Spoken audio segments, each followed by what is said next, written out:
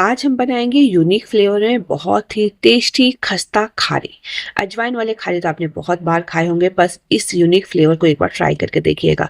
यकीन मानिए इतना ज़्यादा आपको पसंद आएगा ना कि अजवाइन वाली खारी खाना आप भूल जाएंगे। मार्केट से बहुत सस्ते में आप इस क्रिस्पी खारी को बना सकते हैं। बनाना बहुत ज़्यादा आसान है, बस कुछ स्टेप आपको पता होना चाहिए। तो इस रेसिपी इस वीडियो को लास्ट देखिएगा, बिल्कुल भी स्किप ना करें। तो चलिए बनाना शुरू करते हैं। तो इसके लिए ना बस आपको लेना है मैदा। तो चाहे तो आप इसे आटे में भी बना सकते हैं, लेकिन मैदे में इसका टेस्ट थोड़ा ज़्यादा अच्छा आता है। चाहे तो हाफ क्वांटिटी आप मैदा ले लीजिए, हाफ क्वांटिटी आप आटा ले लीजिए। तो यहाँ पे मैंने ना 2.5 कप मैदा लिया हुआ है और इसमें हम डाल देंगे नमक। तो यहाँ पे मैंने सेंधे नमक का यूज किया है। टेस्ट के अकॉर्डिंग आपको यहाँ पे नमक ऐड कर देना है।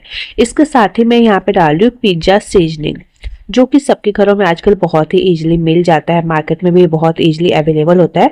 तो यहाँ पे 1 चम्मच मैंने पिज्जा सीजनिंग डाला है और इसके साथ ना मैंने 1 चम्मच ऑरिगेनो डाल दिया है। और अगर आपके पास इस तरीके का नहीं है ना, तो आप जब मार्केट से पिज्जा वगैरह खरीद के लाते हैं तो उसमें आपको सैशे मिल जाता है, वो आप डाल सकते हैं।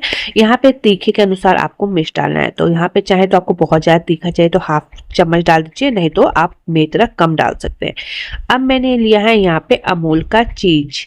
यहाँ पे इस तरह की क्यूब्स जो है मार्केट में इजिली मिल जाता है, तो यहाँ पे इससे बहुत ही अच्छा टेस्ट आता है। यकीन मानिए इस खारी को एक बार मेरी तरीके से बना के देखिएगा, आप ना बाजार से खरीदना भूल जाएंगे। तो यहाँ पे मैंने 2 स्लाइस लिया हुआ है। अगर इस तरीके का नहीं है ना, तो जो स्लाइस आती है प्रोसेस चीज का, वो आप यहाँ पे यूज कर सकते हैं। मोज़रेला चीज का यहाँ पे आप यूज मत करिएगा। तो यहाँ पे मैंने 2 स्लाइस लिया है। इसको आपको अच्छी तरह से ग्रेट करके इसमें डालना है। इससे इसका टेस्ट ना बहुत ही बढ़िया आता है। चीज को और मैदे को अच्छी तरह से इसमें मिक्स करना है। कोई पीस रह जाए तो उसको आप निकाल करके इस तरीके से ग्रेट कर लीजिए। तो यहाँ पे इन चीजों को आपको अब अच्छी तरह से मिक्स कर लेना है, ताकि जो मैदा है, नमक, ऑरिगेनो सब है ना, अच्छे से आपस में मिल जाए। चीज का इसमें बहुत ही अच्छा टेस्ट आता है। तो यहाँ पे अब आपको डालना है 1 से सवा बड़े चम्मच में डाल रही हूँ घी। घी में बनाइएगा, घी में इसका टेस्ट बहुत ज़्यादा अच्छा आता है। और इसकी क्वांटिटी ना आपको इतनी ही लेनी है, बहुत ज़्यादा इसमें घी की जरूरत नहीं पड़ती है। तो यहाँ पे मैंने इसे अच्छी तरह से 1 से 2 मिनट के लिए ना आप इसे इसमें मसल लीजिए, ताकि मैदे में अच्छे से घी का मोयन लग जाए। इसके बाद ना आपको यहाँ पे पानी लेना है। तो यहाँ पे नॉर्मल आपको ठंडा पानी लेना है और यहाँ पे ना थोड़ा थोड़ा करके आपको पानी ऐड करना है। एक ही बार में आप बहुत ज़्यादा पानी मत डाल दीजिएगा, क्योंकि इसका डो जो है ना, वो हमें बहुत ज़्यादा सॉफ्ट भी नहीं लगाना है और बहुत ज़्यादा टाइट नहीं लगाना है। और यहाँ पे अब मैंने इसे अच्छी तरह से मसलते हुए गूंथ लिया है, जब तक ये अच्छे से सॉफ्ट ना हो जाए। तो यहाँ पे अब आप इसे ढक दीजिए किसी कपड़े से, या फिर इस तरीके का कटोरा है तो इससे आप ढक के इसे 10 से 15 मिनट के लिए रेस्ट दे दीजिए।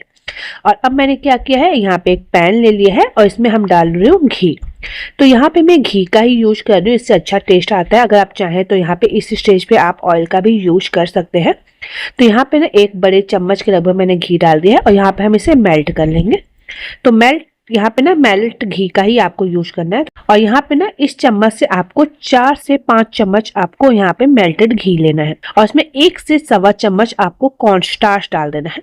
कॉर्नस्टार्च से क्या होता है ना, कि जो परतें होती है ना, वो अच्छे से फूल जाती है। तो यहाँ पे मैंने इसे अच्छी तरह से मिक्स कर लिया है। और जो ये आटा लगा हुआ है ना, इसे भी मैंने रेस्ट दे दिया है, तो ये हल्का सा यहाँ पे अच्छे से फूल गया है। तो अब आपको ना एक बार इससे अच्छी तरह से एक बार फिर से गूंथ लेना है। यहाँ पे देख सकते हैं आटा जो है कितना अच्छा हमारा सॉफ्ट होके तैयार हो गया है। तो अब इसको आपको इक्वल पार्ट में डिवाइड करना है। तो इसके लिए आप क्या करें ना, नाइफ ले लीजिए और यहाँ पे इस तरीके से बीचों बीच में कट लगा दीजिए। मैं यहाँ पे आपको बीच में भी दिखाती हूँ कि आटा जो हमने लगाया है, अंदर से देख सकते हैं कितने लेयर वाला हमारा आटा यहाँ पे हमने गूंथ के तैयार किया। तो बस आपको इसे इक्वल पार्ट में डिवाइड कर लेना है। तो इससे क्या होगा ना, जो भी हम लोई बनाएंगे, रोटी बनाएंगे, तो वो एक साइज के आएंगे। तो यहाँ पे इक्वल पार्ट में ही आप इसे कट कर लीजिए। तो यहाँ पे मैंने 8 पार्ट में डिवाइड किया है, यानी 8 इसकी हम लोइयां बनाएंगे। तो यहाँ पे लोइयों को ना, और इस तरीके से आपको छोटी छोटी लोइयां बना के तैयार करनी है, बहुत ज्यादा छोटी भी नहीं।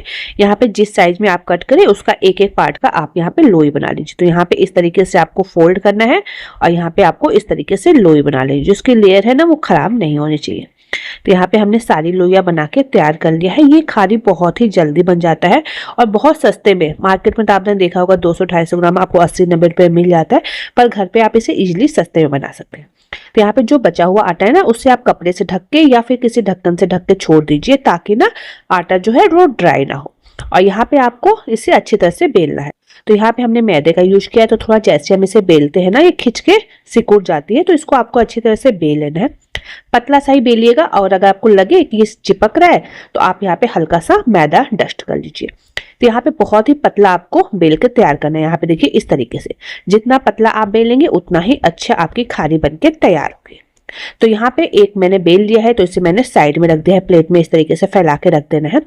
और यहाँ पे ना इतना ट्रांसपेरेंट होना चाहिए ना कि आपका हाथ नीचे से, अगर आप इसे हाथ में लें तो दिखाई दे।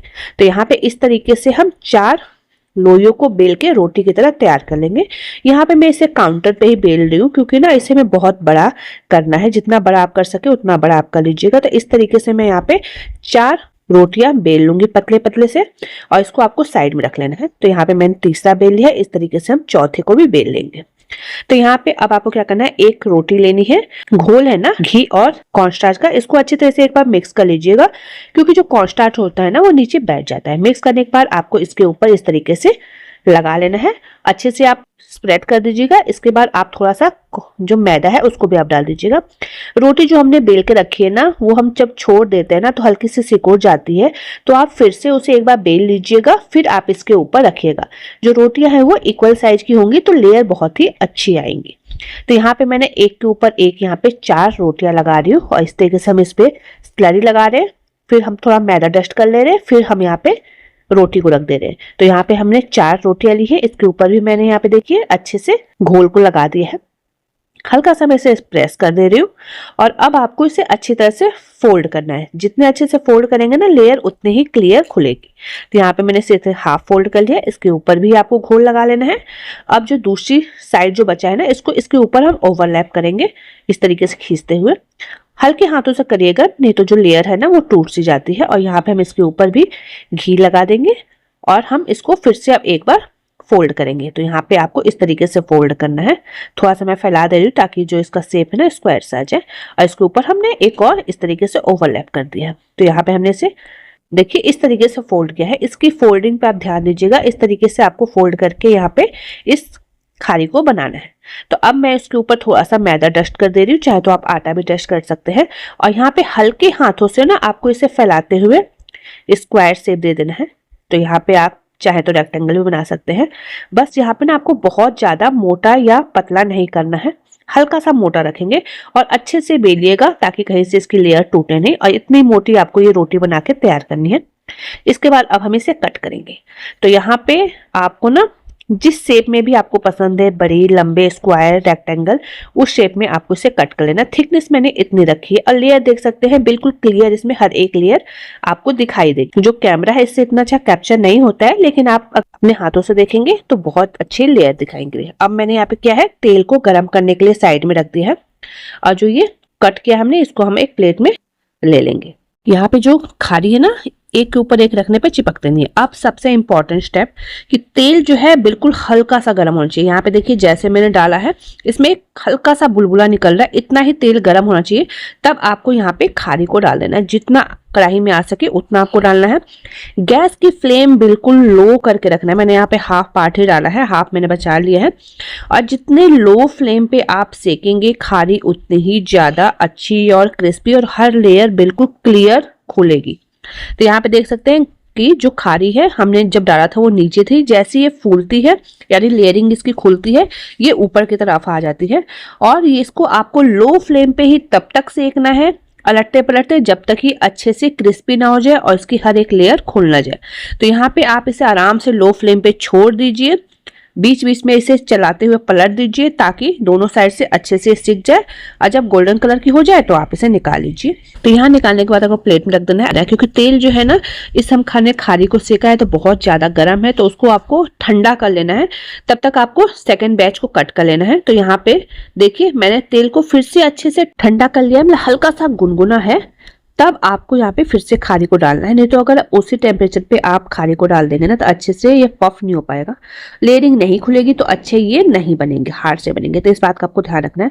तो यहाँ पे मैंने इसे भी लो फ्लेम पे ही सेकना है, बिल्कुल भी मीडियम या हाई मत करिएगा। खारी को सेकते समय लो फ्लेम पे सेकेंगे तो बहुत ही अच्छी आपकी खारी बनके तैयार होगी। तो यहाँ पे मैंने सारी खारियों को अच्छी तरह से फ्राई कर लिया और देख सकते हैं कितनी ज्यादा बढ़िया और क्रिस्पी बनके तैयार हुआ है। तो इसे आपको अच्छी तरह से ठंडा कर लेना है। इसके बाद आप किसी भी सूखे बर्तन में आप इसे स्टोर करके रख सकते हैं, चाय के साथ बहुत ज्यादा बढ़िया लगती है। तो फ्रेंड्स, इस रेसिपी को एक बार जरूर ट्राई करिएगा और पसंद आए तो प्लीज मेरे चैनल को लाइक शेयर और सब्सक्राइब करना ना भूलें। Thank you, bye bye.